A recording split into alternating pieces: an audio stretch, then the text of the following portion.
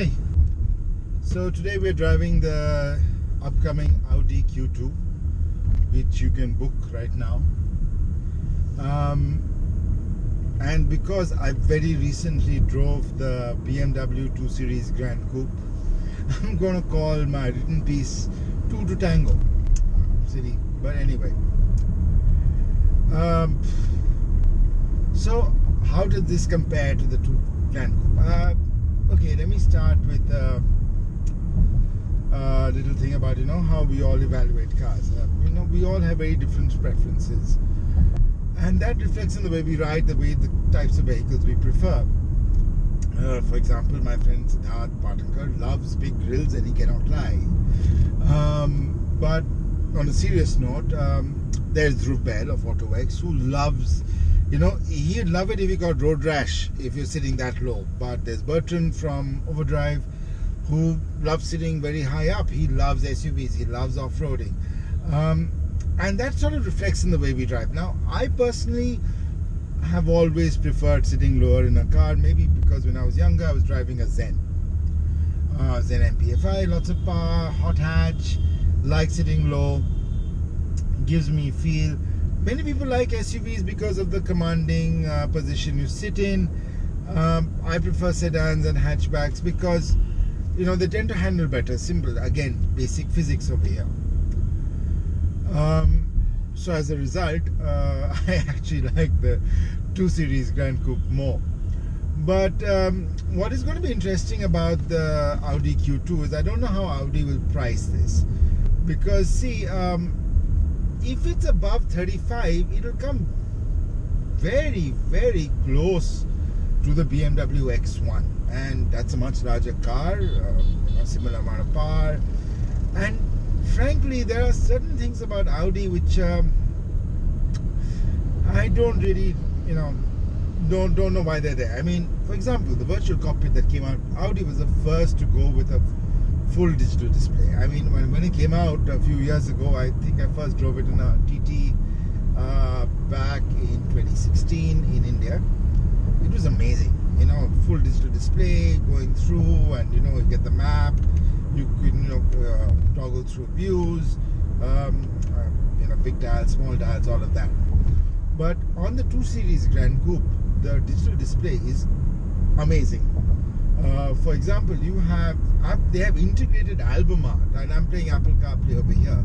They've actually integrated the album art from Apple CarPlay from this display onto the instrument cluster display. No other car maker has that.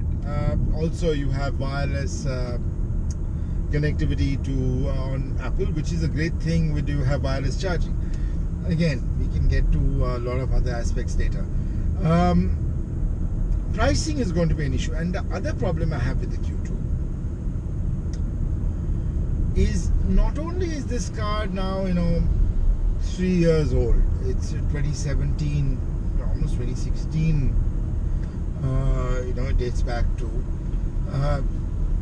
It still looks very modern inside, but the problem I have is actually what the other group companies in Volkswagen India, Skoda Volkswagen India as it's called now, are doing.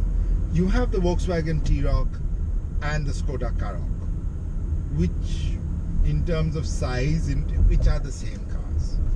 Okay, I mean, not even in terms of size, they are the same cars. Mechanically, this is a bit better because you have the 190 PS engine that the Tiguan Allspace has, rather than the 150 PS 1.5 litre that is doing service on the T-Roc and the Karoq. And of course, badge value. You're getting Chachuri. Nobody else. I mean, Volkswagen and Skoda have some brand value, but badge value, sorry, but not the similar sort of badge value that Audi has.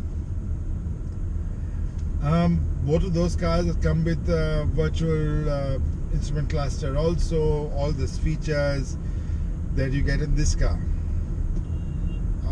This is nice. This is nice. I mean, I like the car, but is it worth spending? I'm thinking. I mean, the T-Roc is 19.99 lakh, 22, 23 lakh on road, I guess. this, even if this is priced at say 31, 32, even 30, is it worth the 10 lakh extra? Is it, when compared to say the T-Roc, I mean, or 12 lakh extra compared to say the Skoda Karoq, let alone the 2 Series Grand Coupe, within its own group, is it worth the money? Unless of course badge really matters to you. If badge really matters to you, obviously you'd go for something like this. You would have bought an Audi A3 or Audi A4 over a Skoda Octavia. Badge matters, quality matters, you know, interior finish matters, all of that matters. I know, I get that, but frankly, in terms of, you know, fitment, quality, everything, I'd probably personally choose the T-Roc over this. Of course, if you, oh god, you can't see this on camera. I've got an idiot coming down the wrong side of the hill. Yeah, it's quite, sorry, that's my wife calling. I'll have to call her back in a bit. It is a interesting question that I think we need to ask.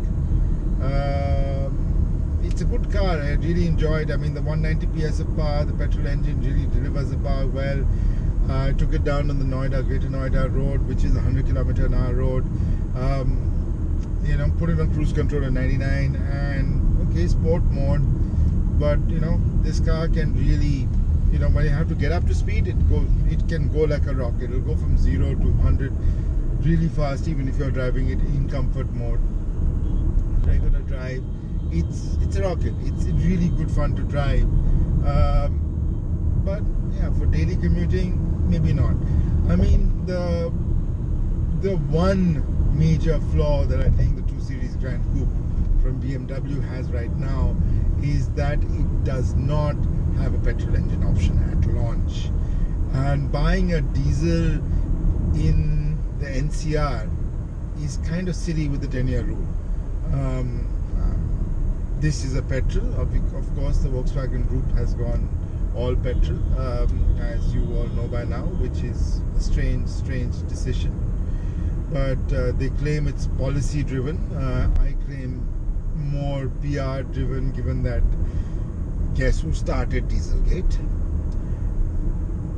So yeah, there are lots of things to like about this car, but again, head scratching at certain times. And of course, there's another thing that is very interesting. So I put up a picture of this car on Twitter a few hours ago, and quite a few people replied. Quite a few. I mean, I was surprised that, you know, it was more than one. It was at least 4 or 5 replies. Oh, that's an Audi. That looks like a Baleno. The side profile of the car, I mean, is uncannily similar to that of a Baleno. So yeah, that's something you should maybe consider when, you know, looking at this car. Nice car. Really like it. Really enjoy driving it. There are some really nice Audis out there. You know, I like the current A4. I like the current A6. But the Q2, I mean, I know Audi's trying to play in the, you know, sub 40 lakh range, and I think there is a market in the sub 40 lakh range, you know, particularly in a post-COVID environment. But yeah, maybe I'd give this one a miss, unless of course it's priced sub 30, which I doubt it will be. But yeah, that's down. But anyway, the price announcement is in a couple of days, so a lot, of course, depends on the price, depends on the offers, depends on all of that. So yeah, thank you so much for watching.